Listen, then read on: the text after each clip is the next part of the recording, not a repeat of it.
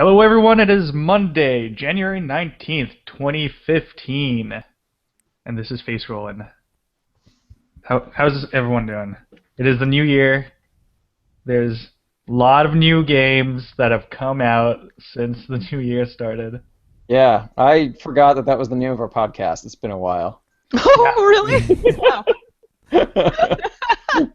We're back, though. Yay! We're back. We survived the holidays. Don't call it a comeback. We've been here for years. One. We've been here for one. Here for months. Not even. Yeah. Not even. Let's not get ahead of ourselves, guys. All right. So since the year just ended and this is our first podcast of the year, let's do a little, favorite games list, least favorite games list of everything that has come out. Oh yeah. Since the beginning of this year. Oh, we're getting a leg up on the competition. Okay, everything that you've played. Let's see. There's that Resident Evil remake that comes out tomorrow. How about that? Yeah. The remake of the remake. Yeah, that's right. That would be great. Uh-huh. Go wrong with that one.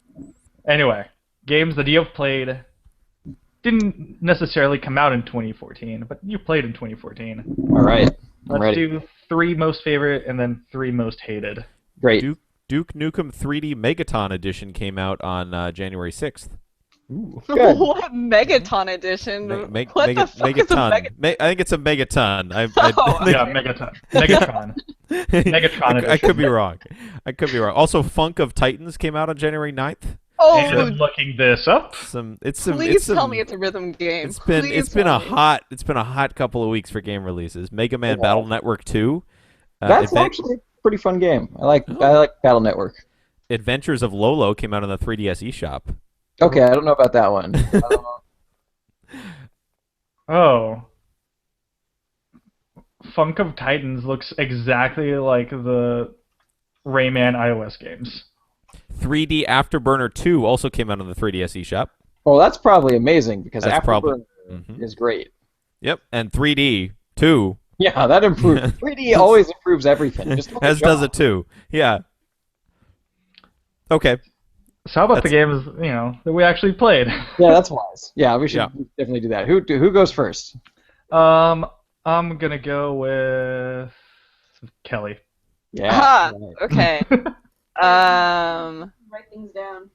All right, so I'll start off with my most favorite games of this year. I'll start off with the obvious one, World of Warcraft, Warlords of Draenor, the new expansion. I think Caps and I can pretty much safely say that was... Is it on your list, Caps? I don't know, actually. Oh, okay, then it was definitely one of my favorite. It might not be. Just because I've spent so many hours playing World of Warcraft Warlords of Draenor. I've spent so much time leveling my character, gearing her up, and then finally being able to rate an experience rating for the first time in an organized basis. So I've had a ton of fun with that. I play it for at least 8 hours a week. So I can't. What else can I say? It's great. I really like this expansion. My next one is Cook Serve Delicious, which I spent a lot of time playing that game. We'll talk about that more later, but it's great. And Assassin's Creed, I think, is one of my favorites of 2014, the original one. It didn't come out this year or 2014, but I haven't played it until now, and man, I'm having a ton of fun playing it. Just being able to explore the city and scale walls and kill the shit out of people, and then kill the shit out of more people, and then somehow it's going to bring peace. I enjoyed the first one a lot. I had a good time with that too. That's interesting. I'm just amazed that someone is saying that Assassin's Creed was their favorite game of 2014, or one of their favorite games of 2014. Granted, and not only that, I don't play Assassin's that Creed many 1, games. which is considered to be one of the worst. But I have to say though that I don't play a lot of video games. So I mean, Eidolon was kind of going to make the list just because I don't play Eidolon a lot, but I really Eidolon like. A few days ago, actually. Yeah, Eidolon is great. It just being able to explore and piece together a non-linear storyline and to go at your own pace and kind of create your own experience with the world that you don't really know how it came to exist, and kind of being able to create your own ideas of how this place came into being. I don't know. I really like that, and that stuck with me as a great use of narrative. And then I have to say my hated Shadowrun Returns. Okay, so get this. I really liked the Shadowrun world. I really liked what they did with it. But the fact that I could not get past that stupid fucking hotel level, and how frustrating it was, because I really wanted to like it. Damn it, I really wanted to do it. And it wouldn't let me, and I was so frustrated, and it denied me an experience that I wanted. So that's why it's one of my most hated. Okay. My next most hated is Mount Your Friends. I hate Mount Your Friends. Why? What is there to hate about Mount Your Friends? Wait, didn't we play a bunch of it? Like for a half hour, and then I'm like, I never want to play this game again. No, like, we played it several times. No, we only played it once, and that was enough for me. Okay. Wait, did I play with Jacob? I don't remember. Probably. We're interchangeable. It's fine. But I just don't like the controls. I don't like how it's competitive. I don't like that you have a limited amount of time to do every single part of Mount Your Friends. I don't like. And I love Mount Your Friends so much. Not even the floppy dong doesn't do anything for you. I mean, if I want to look at floppy dongs, there are other ways for me to look at them. I mean, honestly. Like, there's also safe for work mode where everyone just wears a nice suit instead of a dong. It's a flopping zipper. I have not experienced it. It doesn't make me want to play it more. All right. And then one of my most hated games for 2014 is also Assassin's Creed. I hate the narrative. The narrative is so bad. Like, I just play for gameplay. The narrative is terrible. It's just like, we are interchangeable cliches of men characters. We're so manly. We go around killing things. I walk like this because I have stuff to kill. Like, it's so bad. Wait, you're playing Assassin's Creed just for the gameplay? Why not play Assassin's Creed 2 where the gameplay is better? Because I am also a stickler for, like, you don't play 2 until you play 1. Like, my anal retentiveness. I just can't do it. No, 1 is like okay? the most like unreferenced one in the series. Like, it is not mentioned almost past the first one. It's but true. then, Altair doesn't get a whole lot of screen time after the first one. Yeah. But then it's like, what have I missed in the first one that I'm not getting the second? Like, I just want to know. I just want to know what happens. Like, this is my Final Fantasy 13, okay? Just let me have this experience, and then it'll be fine afterwards, and we won't speak of it again. But yeah, the narrative is really awful. I mean, it's really difficult to know what's going on in the game. The characters are not in depth at all. Like, Altair is just like nothing special about him, and I just play it because it's fun. Even the conversations after you assassinate a target don't do anything for you? I mean, it's just like interchangeable. I mean, it's not a new story. It's just like, hey, I'm so greedy, but I'm going to put some moral ambiguity in this. And Altair's like, no, this isn't morally ambiguous at all. And they're like, are you sure? It's morally ambiguous, but I'm evil, so it's probably not. I'm just, like, me seeing any gray in the storyline is bad. Don't look at any gray at all. Life is black and white. Yep. And then they die and you get a feather. I fucking hate Ooh, a feather. Yeah. I love it. I love this game so much. Okay, so that's my 2014-2015. Not proud, but okay, go on. Okay. You know what? I'll go. Why not? So, my very favorite game that came out in 2014. It's gonna be a shocker. You're not gonna see it coming. Is it Castle Doctrine? It's Binding of Isaac Rebirth. Oh, what are you doing over there? Binding of Isaac Rebirth is so good. So it came out. I forgot the actual date, but I already have 62 hours played of it. Wow. And 40 of those were in the first week of it being out. So why do you like it? I mean, is it just because you like the first one too, and it's just basically a rehash and less buggy version of the first one? Well, it's not just a rehash. It's like a rehash plus like, not a crappy engine. So like it actually runs really well. It's a constant 60 frames per second, unlike the first one, which was made in Flash, and it just ran at whatever frame rate it felt like that day. No matter on what computer you were playing it on. You could have, 2 Titan video cards, and it would still run at like 25 to like 45 frames per second. But the new one also adds a whole bunch of new stuff. It fixes just about all the bugs, and it's just so good. God damn it.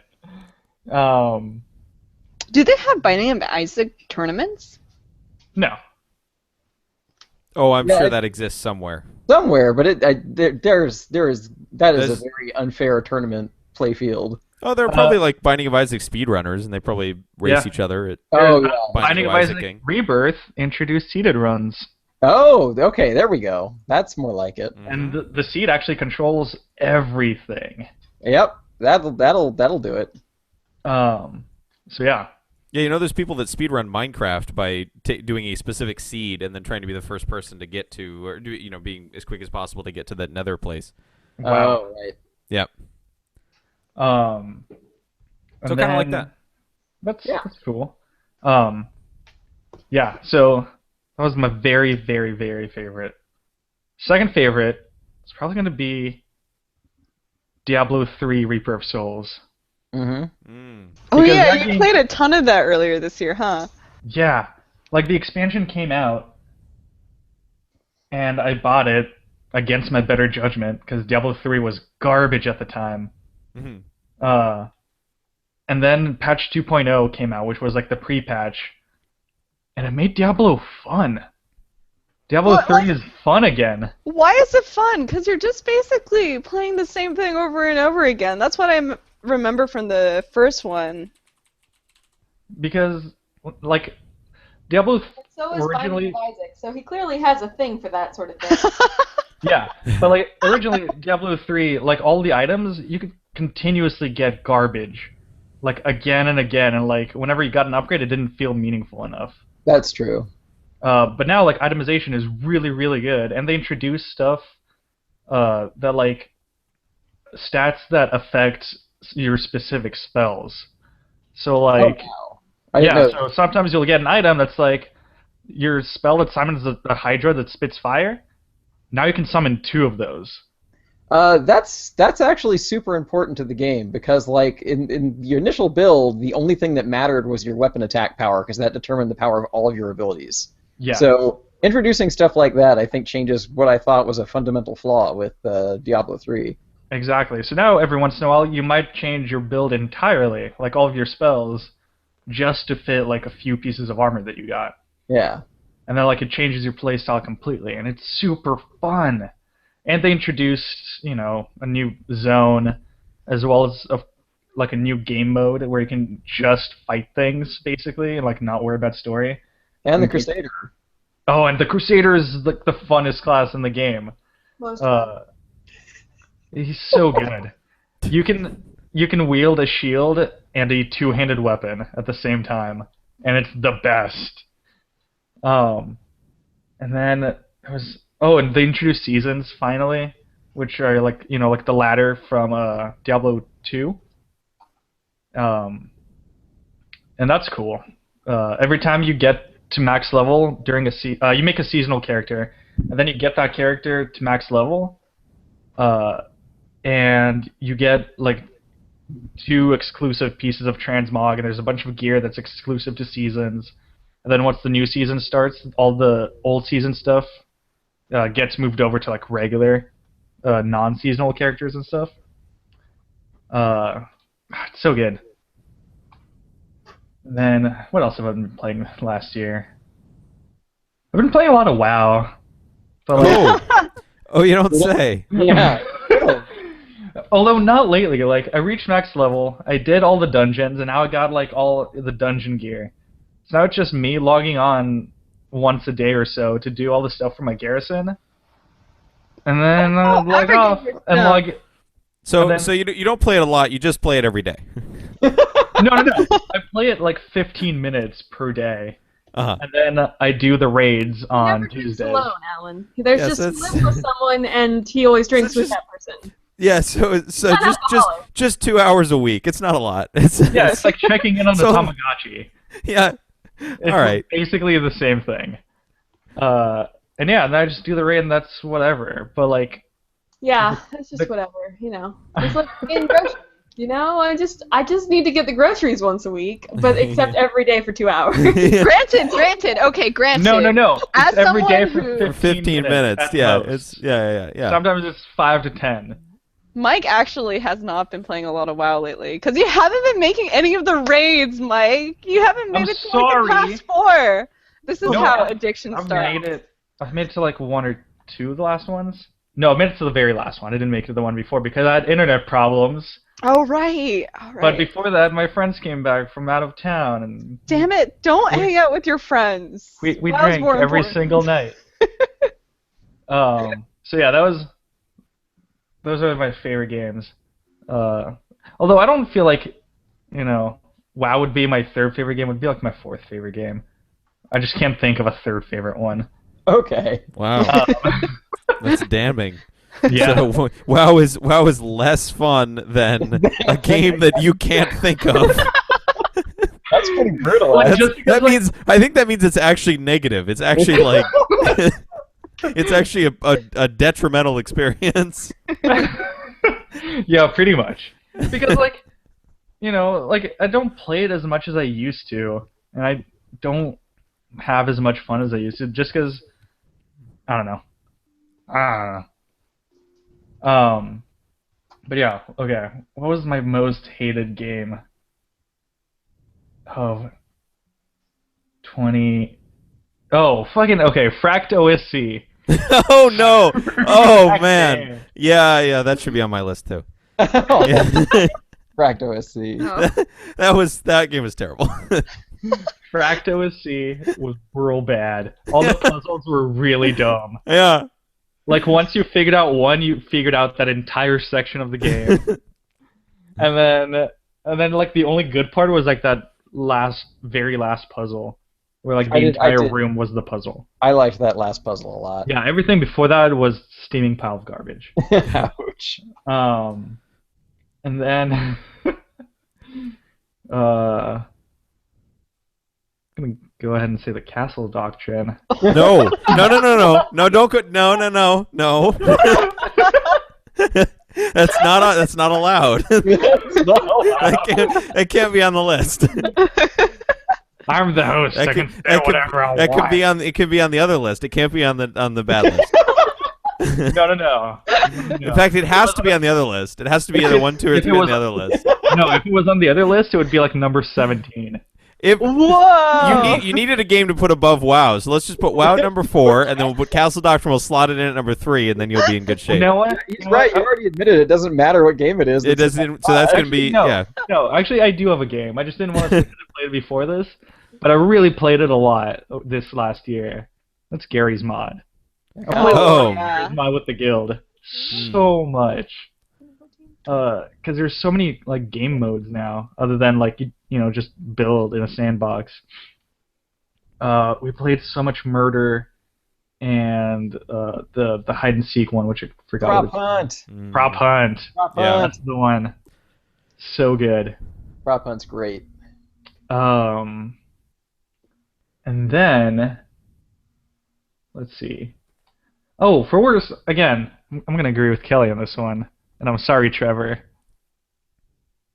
Shadowrun Returns. Yeah, I saw that coming. Because again, I got stuck in the exact same part as Kelly.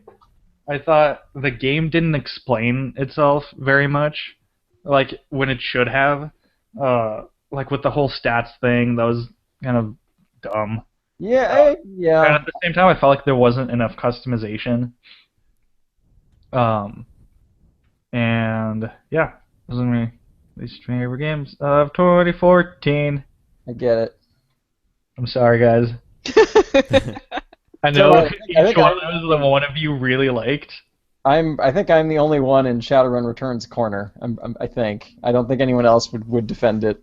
And it's not even going to be on my top 3. So. It's not on your top 10. I know that. Yeah, it's not on my top 10 either. In fact, I don't think it was even on the candidate list for your top 10. It was not, and it also didn't come out this year. So. Oh, okay, that explains it. Yeah, okay, fine. Alan. Yeah. I could replace Castle Doctrine, since I played maybe like 10 minutes of it, with a game I played much more. It would be, let's say, my number 3 least favorite, and that is Abyss Odyssey. I love how all the games you hate we played on this podcast. This podcast is your guide to bad games. All right? Games you're forced to play are games that you're not going to enjoy, with the exception of Cook Serve Delicious, which holy shit.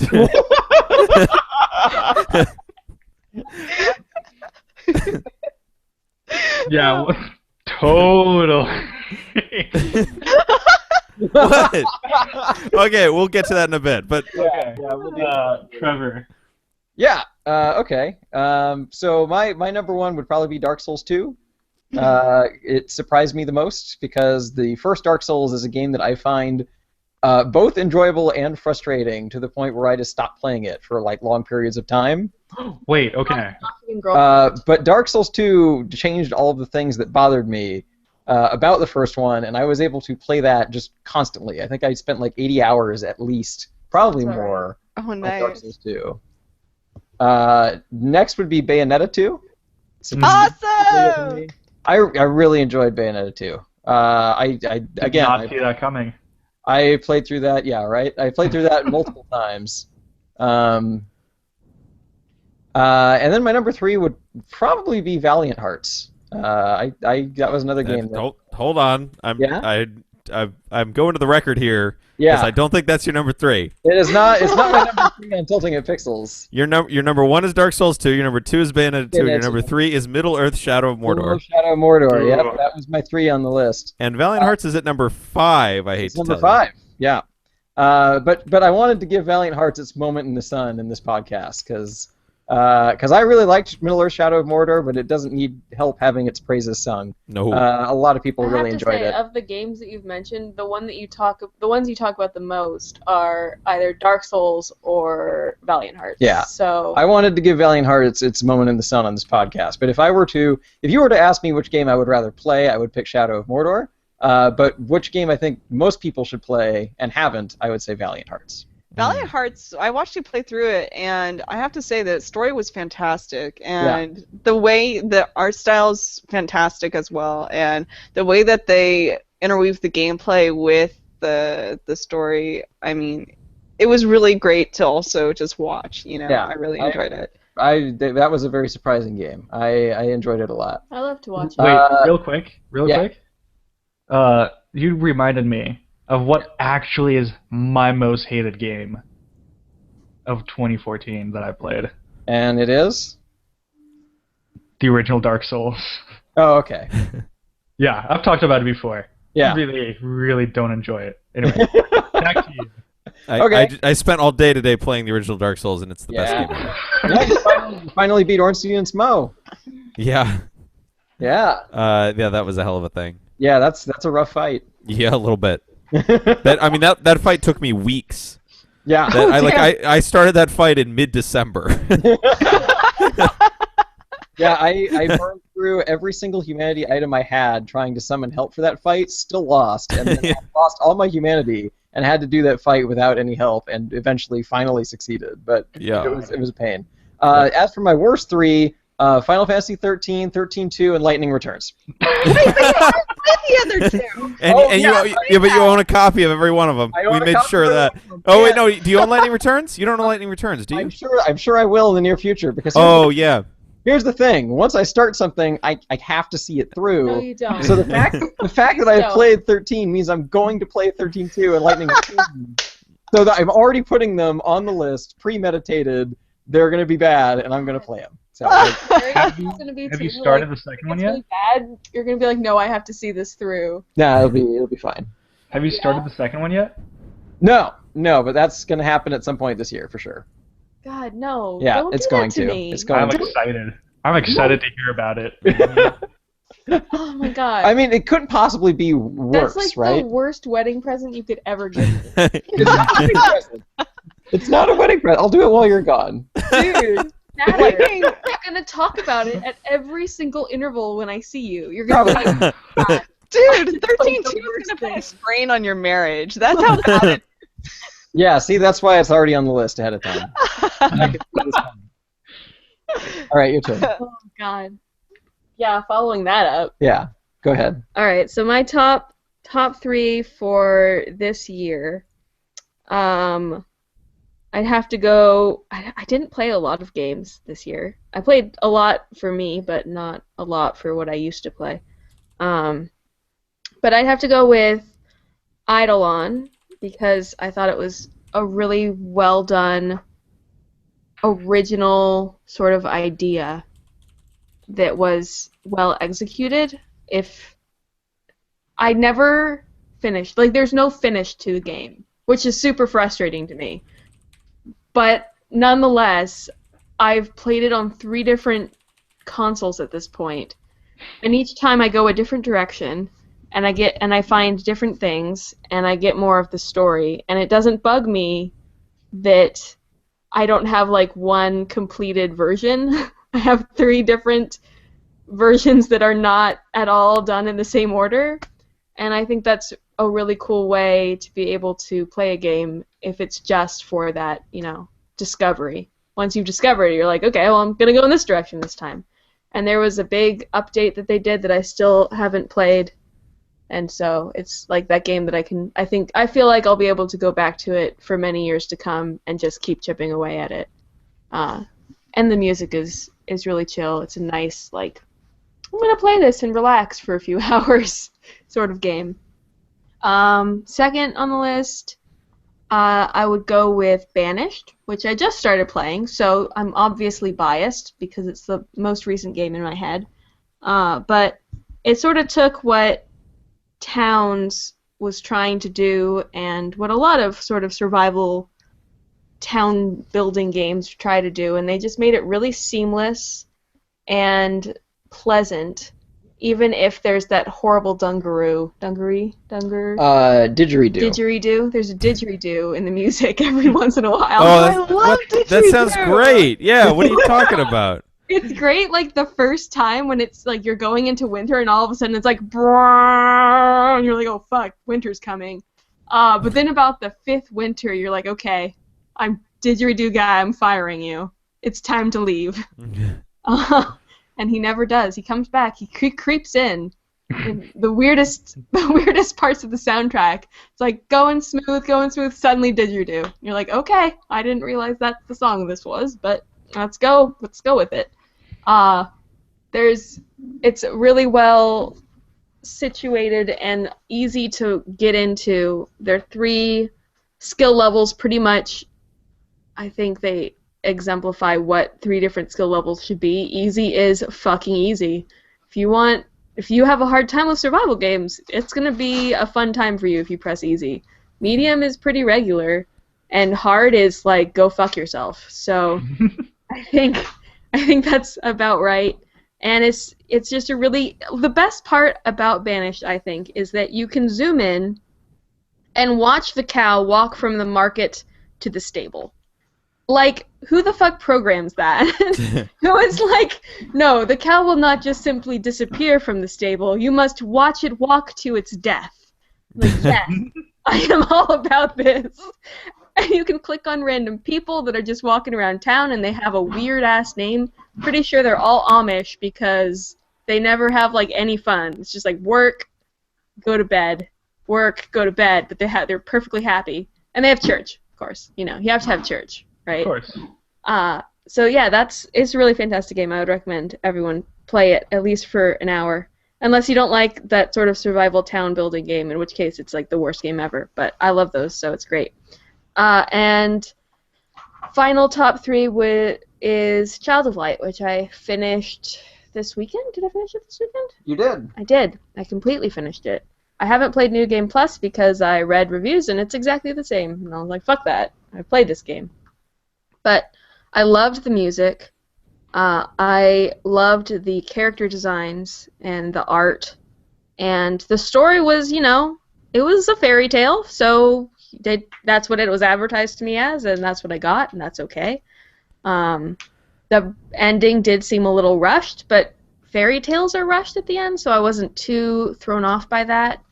The game was actually rushed. There were supposed to be multiple endings, and then they didn't have them. Yeah, they didn't give them the amount of time they needed, and they sort of pushed it out the door and were like, no, we're doing this now. Yep. You know, that sucks for them, but I felt like would 3 endings have added to the story? Yes, but at the same time, I'm content with how it ended. So it's not, to me, that big of a knock against it. The ending was very much a growing up and leaving home sort of situation, and feel like that's something that a lot of us can identify with, especially as we get older and realize that, you know, it's okay to not see your parents for a few months. No, it's not. Don't lie. It's not okay to not see me for a few months. That's what the whole thing's about, is like you have your friends and you love them, but it's okay to like have to leave them sometimes and then go back and see them later. Like, that's fine. We can survive. And I thought that part was really cool. The only part I didn't really like was the character grows up over the course of the game, but because the ending is rushed, like they push it sort of towards the end, so suddenly she grows up, and then like I want to say like a half hour later, she grows up again. Meanwhile, you've like sunk 2 hours earlier. You're like, wait, what happened? What happened to your adolescence? You grew up way fast, girl. So that part was sort of weird to me. So yeah, those are my top 3 that I enjoyed. My bottom 3 would be Fantasy Life. Oh, you played so much of that, though. I did. I beat the game. Oh my god. I beat it. I didn't beat the game, and I was the one suggesting it to you. There was a point in me where I broke, and I said, I'm just gonna beat this fucking game, because I can press A like a boss now. And so help me, I will continue to press A until this game is fucking over. Because you know what? I wanted to see what type of bullshit ending they were going to give me. Because there's several options, you guys know. Like, heading into it, you're like, there's several ways this could go. It could go really far south, it could go into Crazy Town, or it could, you know, do some weird, you know, decent ending. It was, I would say, thoroughly in the blah. Fantasy Life 2. What? I wonder if there's a Fantasy Life 2. No, it just came out. It just came out. Yeah, it came out last year. Oh, man. Evie, this is your Final Fantasy 13. Yeah, see? Fantasy Life is a series that's come out several times. I've looked into it. Wait, what? So what you're saying is that you want more Fantasy Life? I don't. I want, if it comes out again, I want them to have more than one button to press. That would be my request. I would say, please God, add another button. There's 4 buttons there. There's 4 buttons, and there's even directional buttons. I know that might blow the designer's mind, but they exist, and I don't need my left and right bumpers to slightly alter the view of my screen, because it doesn't actually turn very much. It's like a slight turn to your left and a slight turn to your right. Do I need that? No, I don't. I would much rather be able to cycle through tools or something. I don't know. Fucking blow my mind away, second game. It's not going to. It's going to be more fucking A. A is their favorite button. They never learned any others. No one has told them about the rest of them. So fuck that game. I think they're just future-proofing for like one, you know, as the video game handheld devices get simplified, you know, it'll be easy to port it to those. You know what? Yeah, that's true. It would be an excellent phone game. Yeah. Because See? you don't have to do anything. Mhm. You just have to tap the Just screen, and that's all phone games are. You could play it while it's in your pocket. Yeah. You really could. Seriously, though, if this was a phone game, I think I would have actually really liked it. But because it was on a console that I could actually, you know, see the other options, I was ready to kill them by about 2 hours in. and then I ended up with all of it. I would get bored in the middle of doing something, and I would just walk away from the DS.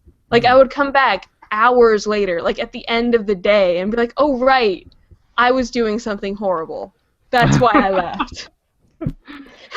So the game thinks I've played like 200 hours, and I have not. I have not played 200 hours. Second worst game would be Jacob Jones' Bigfoot Mystery. What? What? Where did what? That was so bad. So, What? Jacob Jones. Jacob Jones and the Bigfoot Mystery. and the Bigfoot Mystery. It's episode 1 is out right now. I thought it was kinda cute. Trevor bought it for me because it was a puzzle game and it looked cute, and so I was like, sure, I'll play this game and I'll see if I like it. Oh my god, so frustrating because it assumes there's only one way to solve their puzzle, but their puzzles are visual.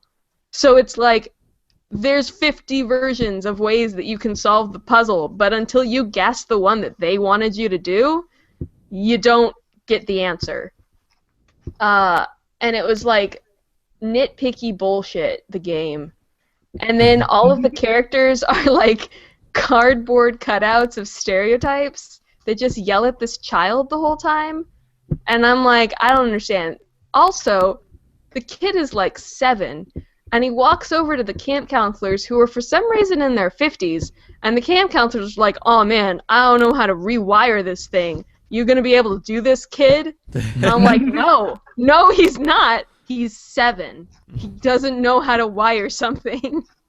Well, he clearly does. Clearly he does. did, because I did That's it what you do for them. That's one of the first puzzles. That was just... Also, a tree falls in the road on the way to your camp, and your parents are like, oh my god, there's this rare bird over here. We're gonna go over here. Hey, son, can you figure out how to get the tree out of the middle of the road? That sounds pretty great. Like, no! Fantastic. Fucking parents call AAA! What's the fucking problem? and the fucking solution is to throw it down the sewer.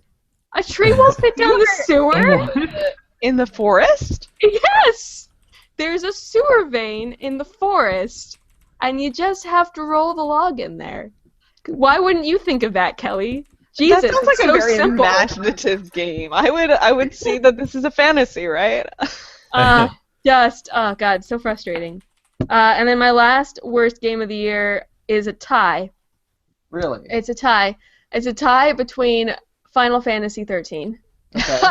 Which, while I did not play, I had to leave the room. You were exposed to Final Fantasy 13. Exposed to it. Yeah. And the mere exposure to it would make me sick. Yeah, Like, I mean, Final Fantasy 13 is a lot like radiation. it was like, Yeah. it was like how do you make EB angry in less than 3 seconds? You let one of the characters talk. Like, Yeah. the minute they opened their mouths, I was like, I have to leave the room. I can't do this. This is too stupid for me, and I can't respect you for playing it. So That's it not, was. that's unfair. That's That's no, it's the truth. No, that's Wow. that's unfair. That's why I leave the room, because it's that bad.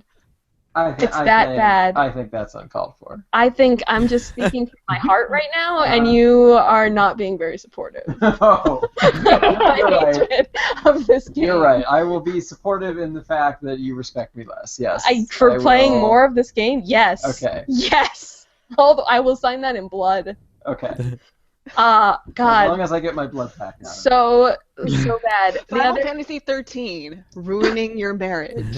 Yeah. God, it was so bad. Nothing is good about it, not even the fucking music. It's the same song, just done in different chords. That's not fucking creative. That's annoying as shit. So that was that. And then the other one is Shanti is the other one that Trevor's playing a lot of. You really? You don't? Not Shantae? I enjoy the music. Okay. Wait, So, what? it's better in that respect. Music's great. The Yeah. music is fantastic. Shantae. I can't watch you play it because it angers me. Oh, okay. I get angry when you press a button and all of a sudden she dances for you. Yeah, that part does. That's just so wrong. Wait, what game? Like, This is fucking male gaze the game. Shantae. So in Shantae, the first 2 games, one of the primary mechanics is that you dance to turn into different animals. So like you do a little dance and then you become a monkey or an elephant or whatever you need to solve whatever the puzzle is. In the latest one, which is the one that I played most recently, which is Shantae and the Pirate's Curse, Shantae does not have her transformation. She has a lamp that she uses to suck in like dark spirits in the area, except that she kind of gyrates while she holds up the lamp, which is a little bit unnecessary. Oh boy. But I actually think that they were good games. I thought they I were think good. mechanic-wise and song-wise they're fine. I just can't watch you play it. Okay.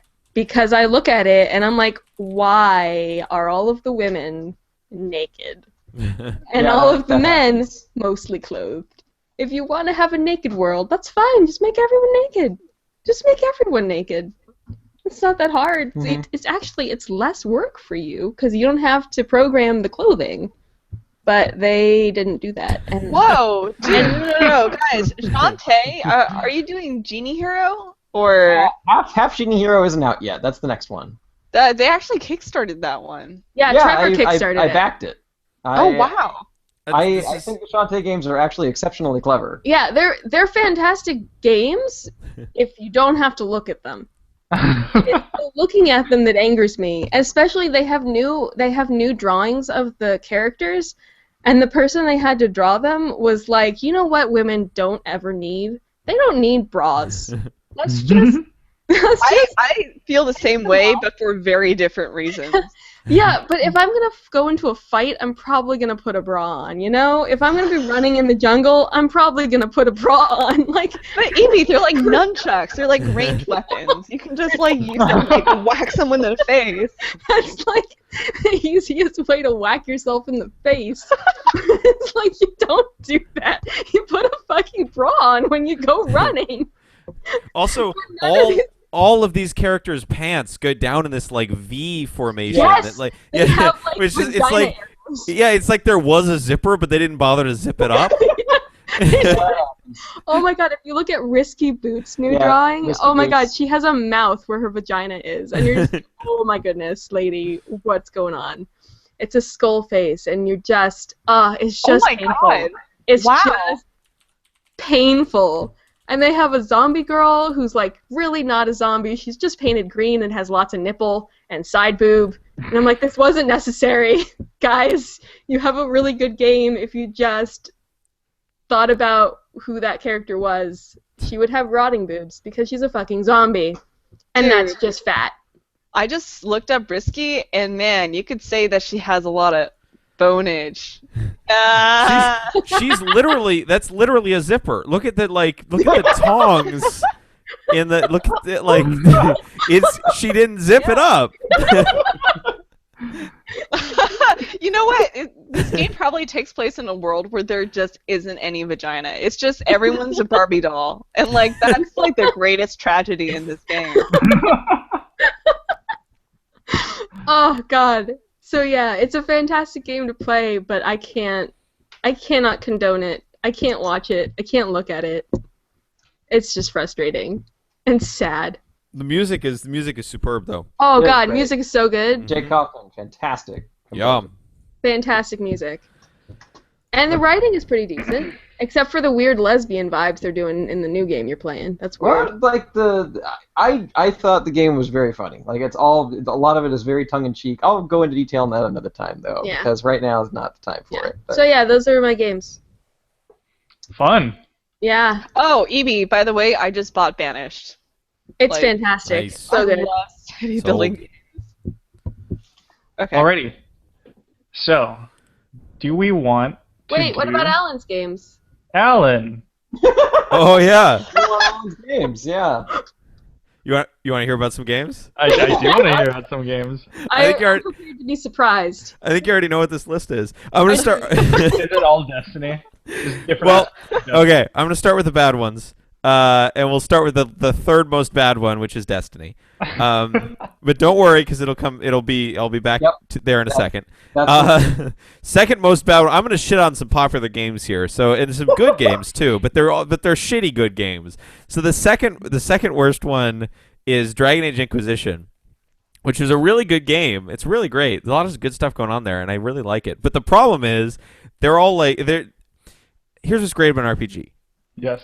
About the typical RPG. It's like you start in this little town, or like on the edge of the woods or something, whatever, right? And you're like figuring out life in this little town, and you're like this normal dude in this little town, and you're figuring things out, and then you get exposed to the world, and shit happens, and you grow like you become an amazing character because you gain experience and you have all these experiences, and then you go and you like save the world, and you started in this small town, and there's a character progression that is very satisfying, and that character progression goes along with the narrative.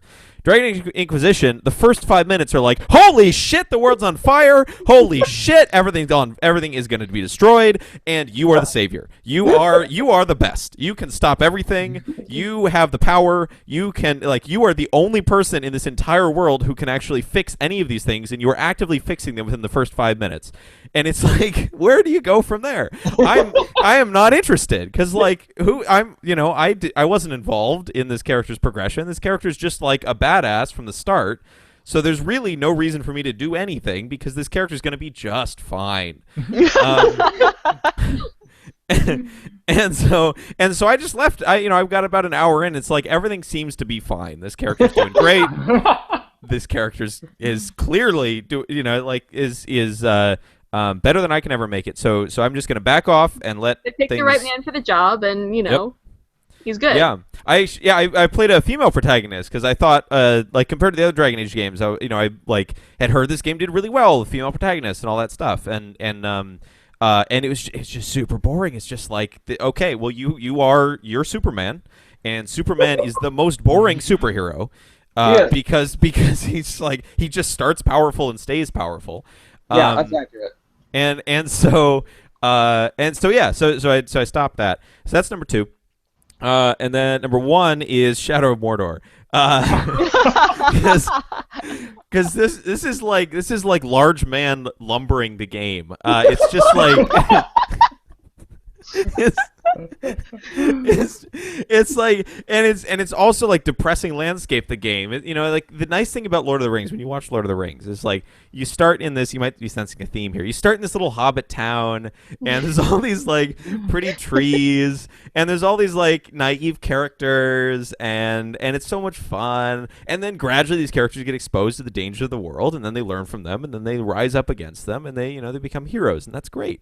Shadow of Mordor, it's like you're on this like fucking bridge and it's like the most intense shit and you gotta like and then you spend the whole game like near Mordor, which is not a fun place to be.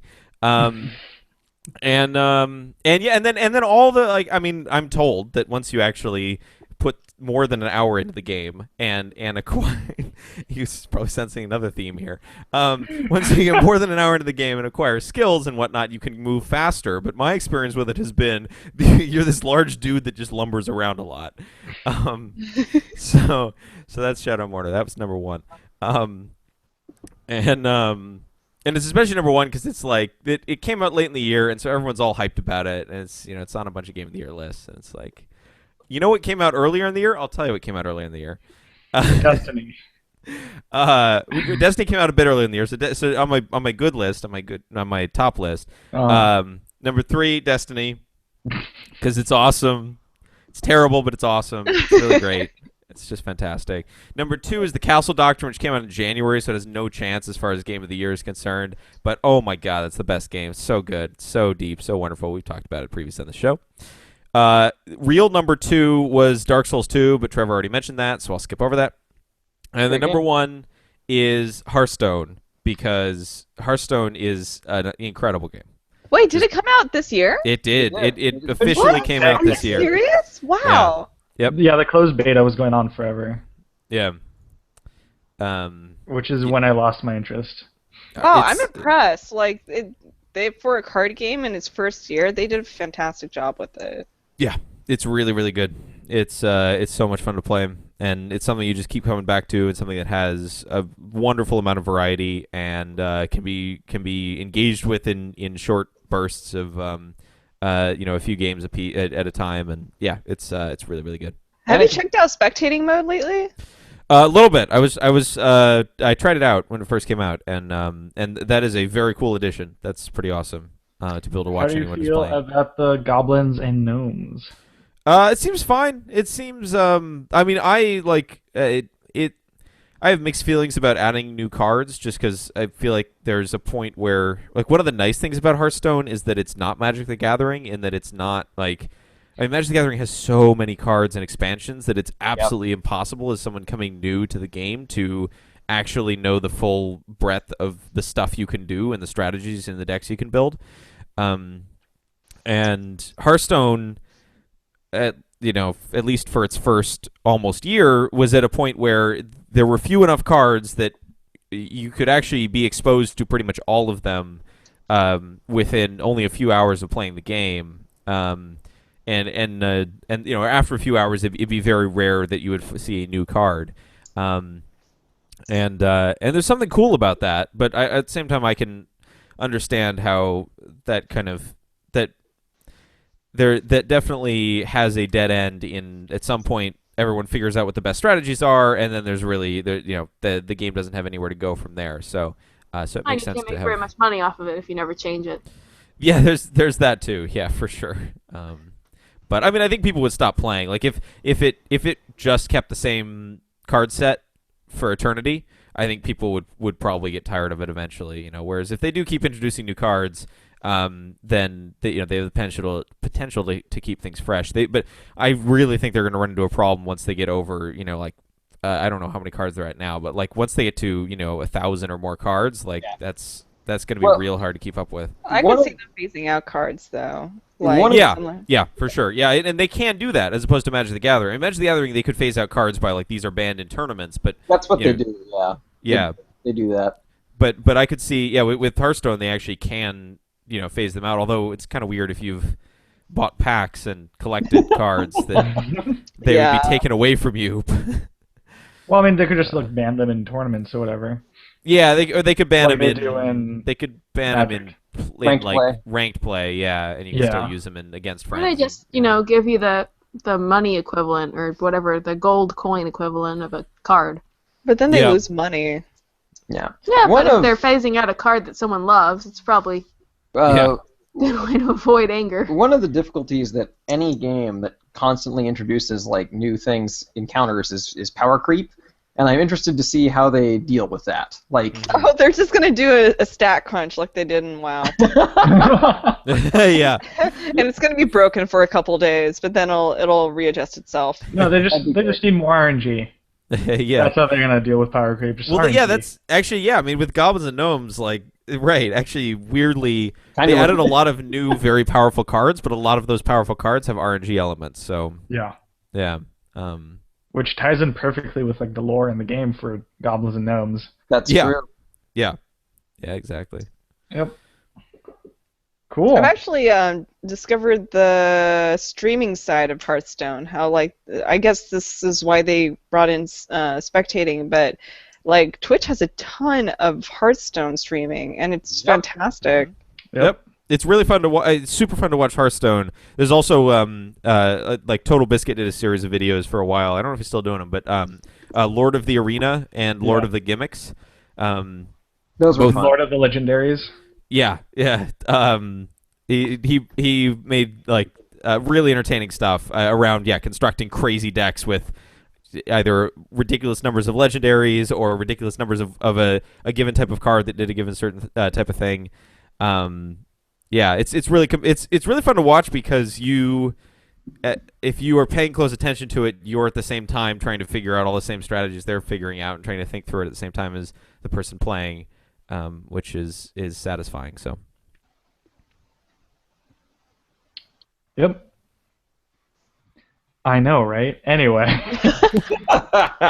That's my top three. Hearthstone #1 for sure. Yeah. With a those are all top and bottom threes.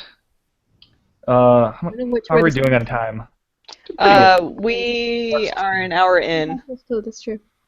Can we talk about Cook Serve Delicious? Oh my God. Yeah. Let's remake the call then. All right. I'm gonna stop the podcast right now.